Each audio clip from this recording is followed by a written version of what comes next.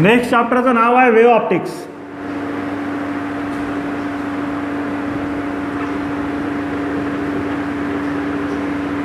पुढचं जे युनिट आहे, नेक्स्ट युनिट आहे वेव्ह ऑप्टिक्स. म्हणजे आज आपण वेव्ह ऑप्टिक्सला सुरुवात करणार. दोन टॉपिक आहेत आपल्याला जे लाईटशी रिलेटेड आहेत. त्यातलं हे फर्स्ट टॉपिक आहे वेव्ह ऑप्टिक्स. आता वेव्ह ऑप्टिक्स म्हणजे काय? ऑप्टिक्स म्हणजे light ray. Optics is the branch of the physics which deals with the study of the light rays. Light rays, त्यांचं प्रॉपगेशन आणि त्यांच्या होणाऱ्या फिनॉमिना यांचा जो स्टडी असतो फिजिक्सच्या ज्या ब्रँचमध्ये होतो त्याला ऑप्टिक्स म्हणतात. म्हणजे आपल्याला ऑप्टिक वेव्हचा स्टडी करायचा आहे, म्हणजे लाईट वेव्हचा आपल्याला स्टडी करायचा आहे. म्हणजे आपल्याला या टॉपिकमध्ये आणि याच्या पुढच्या टॉपिकमध्ये आपल्याला लाईट वेव्हचा स्टडी करायचा आहे. मग आता लाईट वेव्हच्या बाबतीत जर म्हणायची गोष्ट झाली तर या ठिकाणी तुम्हाला असं म्हणता येईल की लाईट वेव्हच्या वेगवेगळ्या थेरीज येऊन गेल्या, वेगवेगळ्या सायंटिस्टनी सजेस्ट केलेल्या. त्यापैकी 5 ते 6 थेरीज आपल्याला थोडक्यात इंट्रोडक्शन करून देतोय मी तुम्हाला, कोणकोणत्या सायंटिस्टनी कोणकोणत्या थेरीज केव्हा केव्हा पुटअप केल्या आणि त्या थेरीज आपल्याला कुठं स्टडी, कशा पद्धतीनं स्टडी करायचे आहे. लाईट वेव्हची नेचर एक्सप्लेन करणारा सगळ्यात पहिला सायंटिस्ट म्हणजे न्यूटन.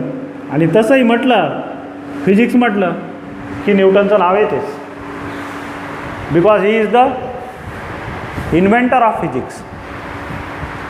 न्यूटनची अशी ख्याती आहे की तो इन्व्हेंटर ऑफ फिजिक्स आहे. फादर ऑफ फिजिक्स जो आहे तो अल्बर्ट आइन्स्टाईन आहे, पण इन्व्हेंटर ऑफ फिजिक्स जो आहे तो सर आयझॅक न्यूटन आहे, ज्याने फिजिक्सची सुरुवात केली. Basic laws of motion, Newton's law of gravitation याच्यापासून त्यांनी सुरुवात केली. म्हणून असं म्हटलं जातं the inventor of physics is sir Isaac Newton. मग तो लाईटच्या बाबतीत काही म्हणणारच नाही, हे तर चुकीचं आहे. त्याने लाईटच्या बाबतीत सुद्धा काही थेरी पुटअप केलेली आहे, ज्या थेरीला न्यूटन्स कॉर्पॅस्क्युलर थेरी म्हटल्या गेलं.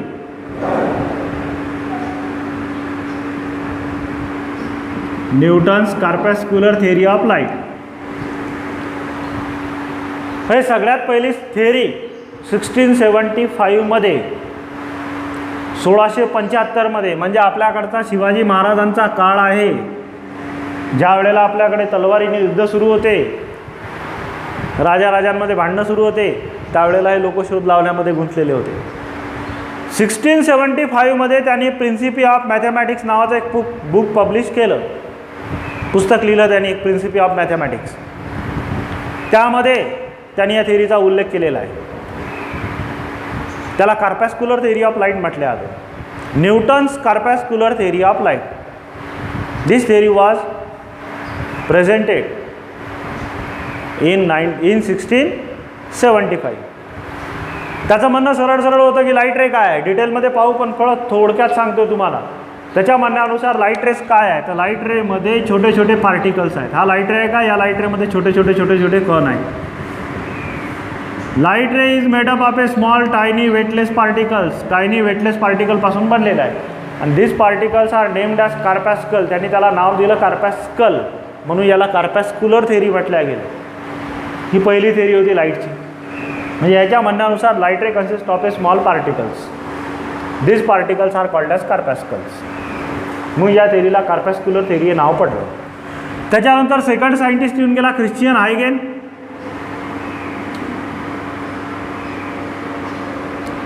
आणि त्यांनी थेरी मांडली वेव्ह थेरी, म्हणून त्याच्या थेरीला नाव पडलं Huygens wave theory of light. Huygens wave theory of light.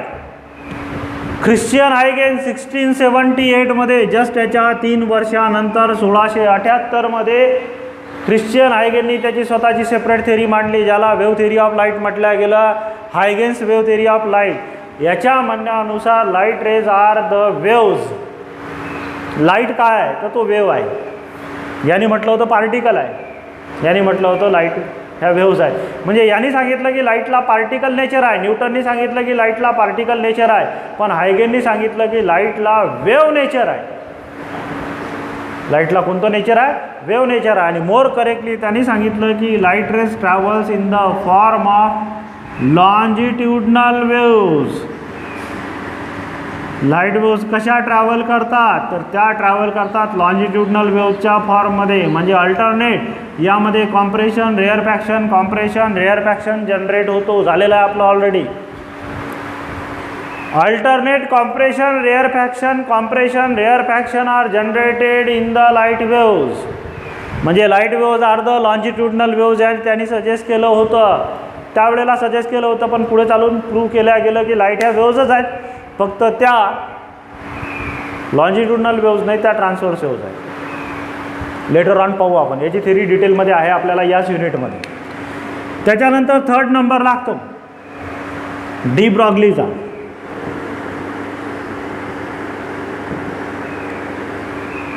De Broglie's dual theory of light. De Broglie's dual theory of light. De Broglie या सायंटिस्टनी लाईटची ड्युअल थेरी मांडली. ड्युअल म्हणजे डबल नेचर, दोन नेचर. प्रॉब्लेम असा होता, पहा लक्षात घ्या, लाईटच्या काही फिनॉमिनॉन आहेत ज्यांचं एक्सप्लेनेशन तुम्हाला न्यूटनच्या थेरीवरनं देता येतं, आणि उरलेल्या फिनॉमिनॉनचं एक्सप्लेनेशन तुम्हाला हायगेनच्या थेरीवरनं देता येतं. ज्या फिनॉमिनॉन न्यूटनची थेरी एक्सप्लेन करू शकत नाही त्याचं एक्सप्लेनेशन हायगेनच्या थेरीवरनं देता येतं, आणि ज्या फिनॉमिनॉनचं एक्सप्लेनेशन हायगेनची थेरी देऊ शकत नाही त्याचं एक्सप्लेनेशन न्यूटनच्या थेरीवरनं देता येतं. म्हणजे आता अर्थ, लाईट वेव्हच्या बाबतीत ह्या दोन ज्या थेरी झाल्या एकमेकाच्या अपोजिट होत्या, मग त्यामध्ये संभ्रम तयार झाला की लाईटची ओरिजिनल थेरी काय आहे. मग याने ड्युअल थेरी सांगितली, म्हणजे यांनी दोन्ही तबल्यावर हात ठेवले. याच्या म्हणण्यानुसार लाईटला दोन्ही नेचर आहे, पार्टिकल नेचरही आहे, वेव्ह नेचरही आहे. Light has two natures, particle nature as well as wave nature. म्हणजे लाईटला पार्टिकल नेचरसुद्धा आहे, वेव्ह नेचरसुद्धा आहे. म्हणजे लाईट हा दोन्ही प्रकारे ट्रॅव्हल करतो, ते त्यांनी प्रूव्हसुद्धा केलं, आणि हे खरं आहे त्याचं. Every matter has its wave. प्रत्येक मॅटरला वेव्ह आहे. म्हणजे जगात जो प्रत्येक पार्टिकल आहे त्यात आपणही आलो, ज्या वेळेला तो पार्टिकल मोशनमध्ये येतो त्यावेळेला तो वेव्हमध्ये कन्वर्ट होतो आणि त्याला वेव्हलेंथ असते. ही प्रूव्ड थेरी आहे. पुढे पाहूच आपण, आपल्यालाही प्रूव्ह करायचं आहे, इलेक्ट्रॉनचं वेव्ह नेचर आपल्याला प्रूव्ह करायचं आहे. हा पार्ट आहे ॲटम मॉलिक्युल्स अँड न्यूक्लियाचा. म्हणजे शेवटून सेकंड थर्ड चॅप्टर जे आहे त्यामध्ये आपल्याला हे बघता येईल. म्हणजे ही थेरीसुद्धा आपल्याला बघायची आहे. त्यानंतर नियरली यांनी ही 1890च्या जवळपास यांनी ही थेरी पुटअप केली. त्यानंतर चौथा सायंटिस्ट येऊन गेला मॅक्सवेल. क्रिकेटवाला मॅक्सवेल नाही, Maxwell's electromagnetic theory of light.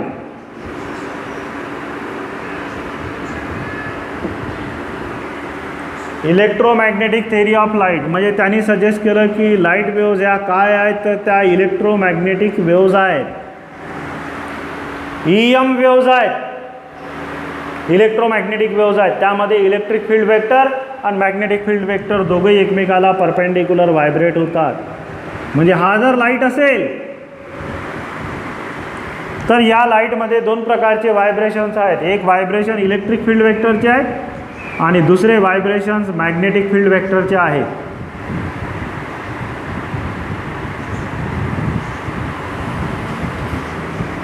Electric field vector आणि मॅग्नेटिक फील्ड वेक्टर हे एकमेकाला परपेंडिक्युलर व्हायब्रेट होतात, त्याच्यापासून लाईट रे तयार होतो.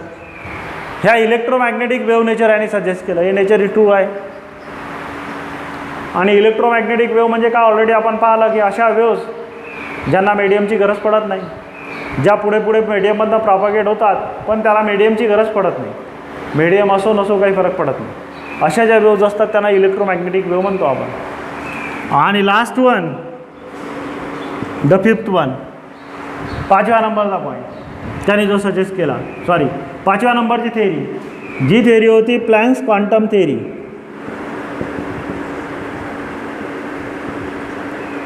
Planck's quantum theory of light. प्लँक्सनी क्वांटम थेरी पुटअप केली 1905च्या जवळपास, 1905च्या जवळपास यांनी ही थेरी मांडली, ज्याला प्लँक्स क्वांटम थेरी म्हटल्या गेलं. आणि ही सगळ्यात जास्त सक्सेसफुल असणारी थेरी आहे आतापर्यंतची लाईटच्या बाबतीत, लाईटचं नेचर एक्सप्लेन करणारी. म्हणजे लाईटच्या जवळपास 99% ज्या फिनॉमिनॉन आहेत त्या फिनॉमिनॉनचं एक्सप्लेनेशन तुम्हाला प्लँक्सच्या क्वांटम थेरीवरनं देता येतं. त्यांनी काय सजेस्ट केलं? त्यांनी सजेस्ट केलं की लाईटमध्ये एनर्जीचे छोटे छोटे पॅकेट्स आहेत. Light consist of a small packets of energy. लाईटमध्ये एनर्जीचे छोटे छोटे पॅकेट्स आहेत, छोटे छोटे बंडल आहेत. जसं आपली माचीस घेतली आपण, माचीसची डबी जर घेतली आपण तर त्यामध्ये छोट्या छोट्या छोट्या छोट्या काड्या असतात. तसंच हे आहे, लाईटमध्ये छोटे छोटे छोटे छोटे एनर्जीचे पॅकेट आहेत, छोटे छोटे एनर्जीचे बंडल आहेत. या पॅकेटला नाव दिलं त्यांनी क्वांटा, किंवा यालाच अजून दुसरं नाव आहे फोटॉन. त्याला त्यांनी सुरुवातीला नाव दिलं क्वांटा म्हणून क्वांटम थेरी. मग ही प्लँक्सची क्वांटम थेरी आहे. आणि याच्या थेरीचं वैशिष्ट्य असं आहे की याच्या थेरीमुळे फिजिक्सची एक सेपरेट ब्रँच तयार झाली, क्वांटम मेकॅनिक्स. म्हणजे यांनी थेरी पुटअप केली, थेरी पुटअप केल्यानंतर फिजिक्सची एक सेपरेट ब्रँच तयार झाली, क्वांटम मेकॅनिक्स.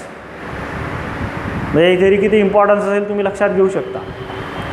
आणि याच्याच थेरीचा वापर करून अल्बर्ट आइन्स्टाईननी नोबेल प्राईज मिळवलं. म्हणजे याची थेरी वापरली त्यांनी, याच्या थेरीचा वापर करून त्यांनी E=mc² इक्वेशनसुद्धा डेव्हलप केलं. त्याचबरोबर त्यांनी फोटो इलेक्ट्रिक इफेक्टचं सुद्धा एक्सप्लेनेशन दिलं. मग याची थेरी महत्त्वाची आहे, प्लँक्स क्वांटम थेरी. आता तुम्हाला मग सगळ्याच थेरीचा स्टडी आहे का? यस, डेफिनेटली आपल्याला सगळ्याच थेरींचा स्टडी करायचा आहे, कमी जास्त प्रमाणात. फक्त जास्तीत जास्त स्टडी करायचा आपल्याला ख्रिश्चियन हायगेनच्या हायगेन्स वेव्ह थेरी ऑफ लाईटचा. आपल्याला न्यूटन्स कार्पॅस्क्युलर थेरीसुद्धा आहे, फक्त इंट्रोडक्टरी पार्टमध्ये आहे, एक्झामच्या दृष्टीनं महत्त्वाची नाही.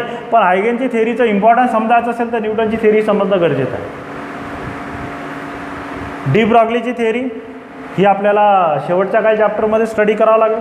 त्याचबरोबर प्लँक्सची क्वांटम थेरीसुद्धा शेवटच्या चॅप्टरमध्ये स्टडी करावं लागेल. शेवटचे 2-3 जे चॅप्टर्स आहेत त्यामध्ये स्टडी करावं लागेल. राहिला प्रश्न इलेक्ट्रोमॅग्नेटिक थेरी, ही या चॅप्टरमध्ये येईल. म्हणजे आपल्याला या चॅप्टरमध्ये या 3 थेरीचा स्टडी करायचा आहे. Newton's corpuscular theory, हायगेन्स wave theory आणि Maxwell's electromagnetic theory of light. आता त्यापैकी आपल्याला पहिल्या 2 थेरीचा अभ्यास करायचा आहे. त्यामधली सगळ्यात पहिली थेरी आहे Newton's corpuscular theory of light.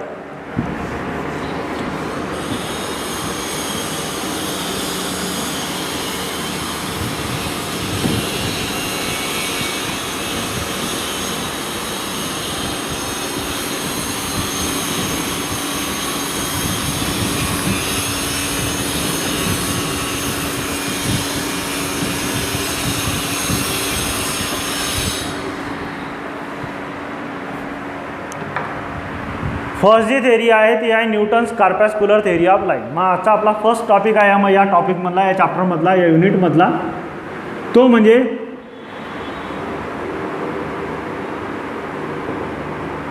Newton's कार्पॅस्क्युलर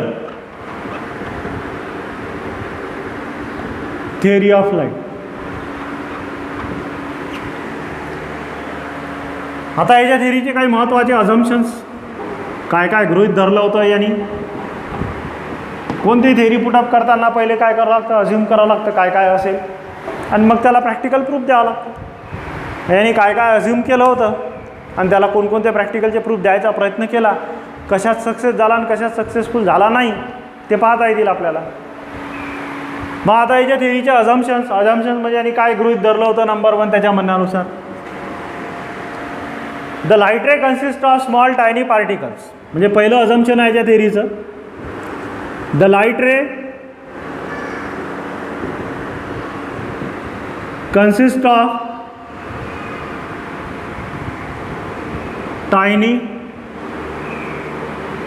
weightless particles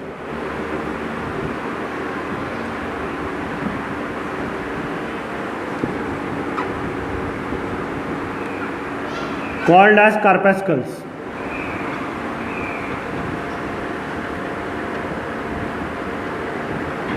Called as corpuscles. म्हणजे लाईट रेमध्ये काय आहे, लाईट रेमध्ये टायनी वेटलेस पार्टिकल्स आहेत.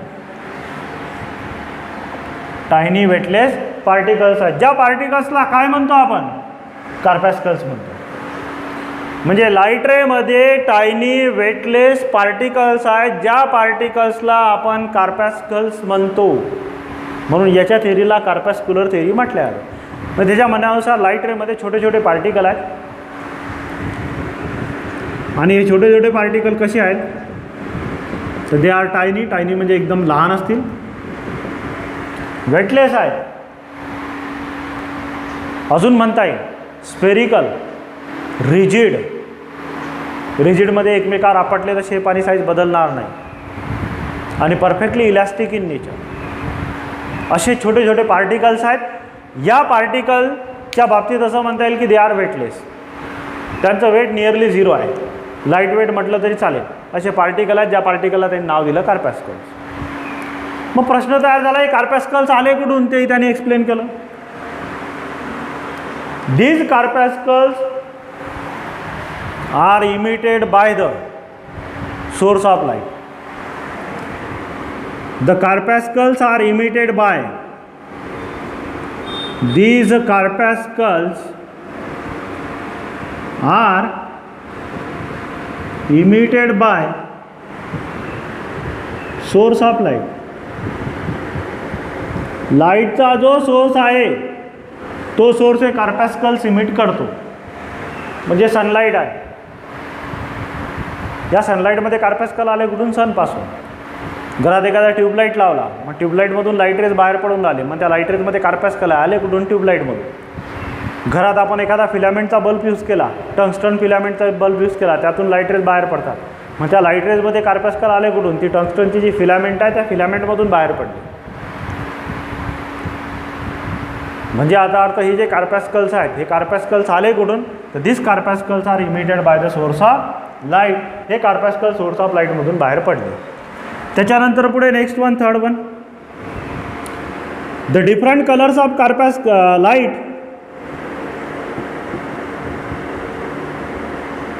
The different colours of light are due to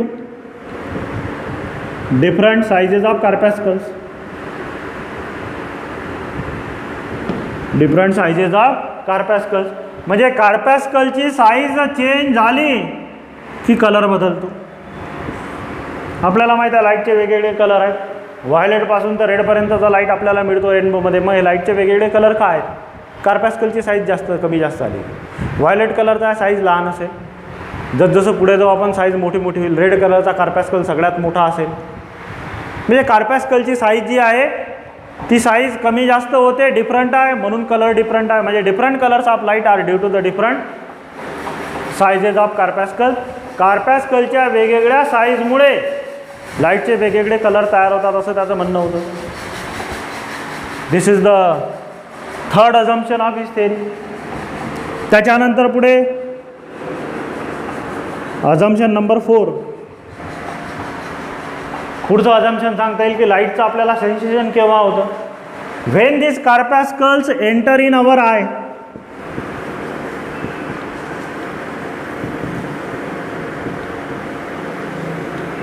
and falls on retina.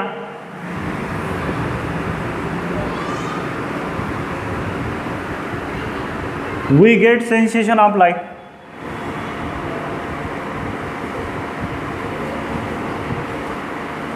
We get sensation of light.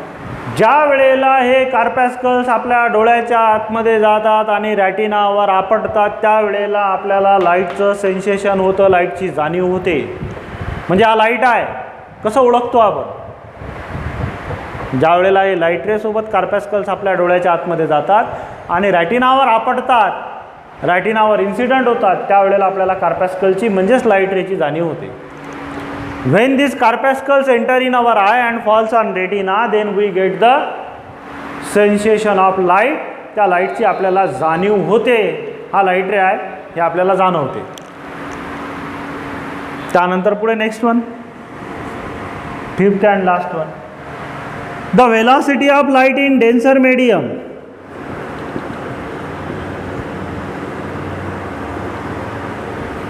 The velocity of light in denser medium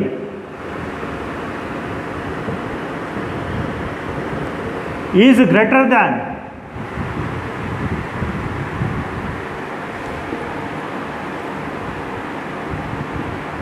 that in rare medium.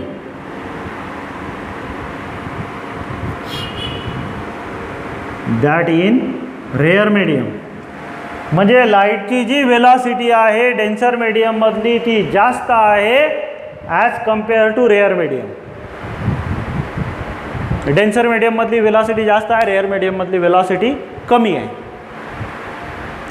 Denser मीडियममधली velocity जास्त आहे, rare मीडियममधली velocity ही कमी आहे.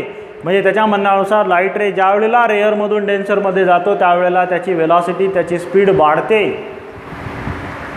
आणि जर तो डेन्सरमधून रेअरमध्ये आला तर त्याची स्पीड कमी होते. साऊंड वेव्हच्या सारखं त्यांनी एक्सप्लेन करायचा प्रयत्न केला.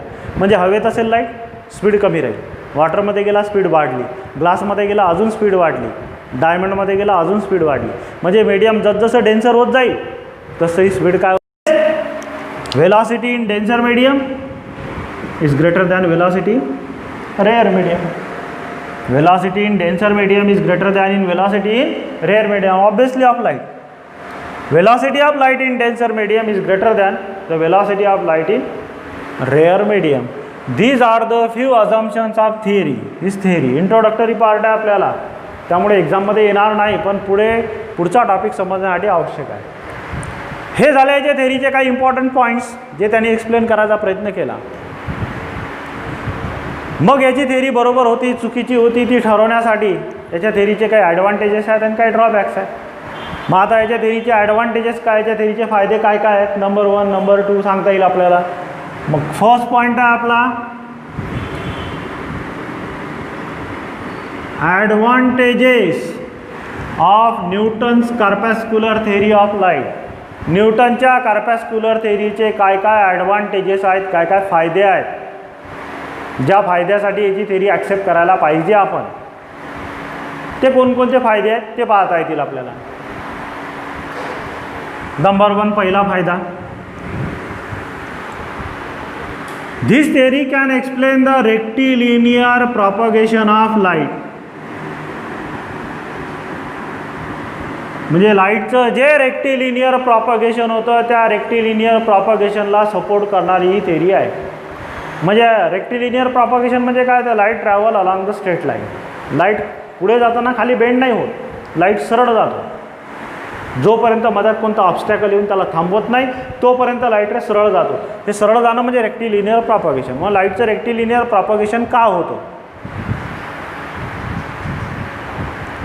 ते एक्सप्लेन करण्यासाठी लक्षात घ्या, लाईटचं रेक्टिलिनियर प्रॉपगेशन का होतं ते एक्सप्लेन करण्यासाठी ही थेअरी पुरेशी आहे. कारण यांनी काय सांगितलं होतं, यांनी सांगितलं होतं की these are the weightless. Weightless म्हणजे ग्रॅव्हिटेशनल फोर्सच नाही, त्या ऑब्जेक्टला वेट नाही.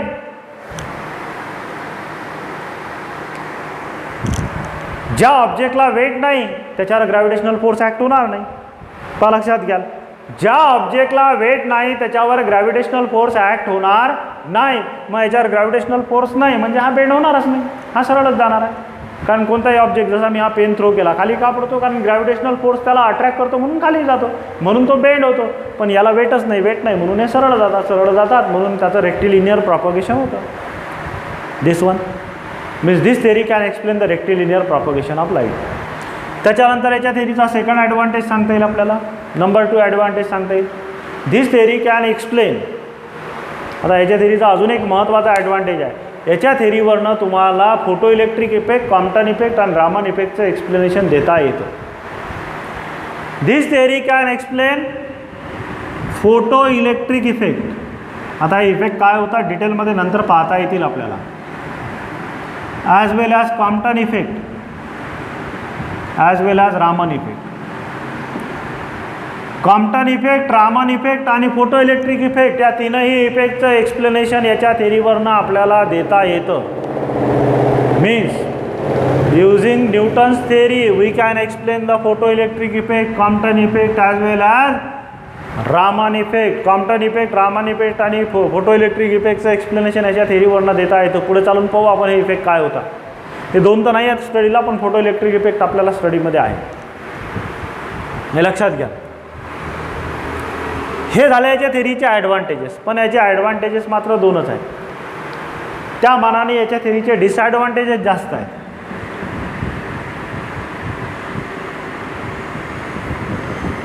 डिसॲडव्हान्टेजेस म्हणा किंवा ड्रॉबॅक्स म्हणा. मग याच्या थेरीचे ड्रॉबॅक्स काय आहे? याचा थेरीचा मेजर जो ड्रॉबॅक आहे तो मेजर ड्रॉबॅक आहे, याने जे सजेस्ट केलं होतं की velocity of light in denser medium is greater than the velocity of light in rare medium. This is the major drawback of his theory. मुख्य ड्रॉबॅक आहे याच्या थेरीचा, महत्त्वाचा ड्रॉबॅक आहे. This is the major drawback of his theory. याच्या थेरीचा हा major drawback आहे, महत्त्वाचा ड्रॉबॅक आहे हा. ज्या वेळेला त्यांनी ही थेरी मांडली 1675मध्ये, त्यामुळे त्यावेळेला लाईटची वेलॉसिटी मोजणारा ॲपरेटस अवेलेबल नव्हतं. पण 150 वर्षानंतर ज्या वेळेला पहिलं ॲपरेटस तयार झालं ज्याचं नाव होतं बोलोमीटर, या बोलोमीटरच्या सहाय्याने ज्या वेळेला लाईटची वेलॉसिटी मोजण्यात आली त्यावेळेला असं लक्षात आलं की याने हे जे सांगितलेलं आहे ते चुकीचं आहे. म्हणजे 150 वर्षापर्यंत याची थेरी तशीच चालली, कोणी त्याच्यावर ऑब्जेक्शन घेणारं नव्हतं. का? कारण याचे शोध फार महत्त्वाचे होते, याचे इन्व्हेन्शन फार महत्त्वाचे. बॅकअप मोठं होतं याचं.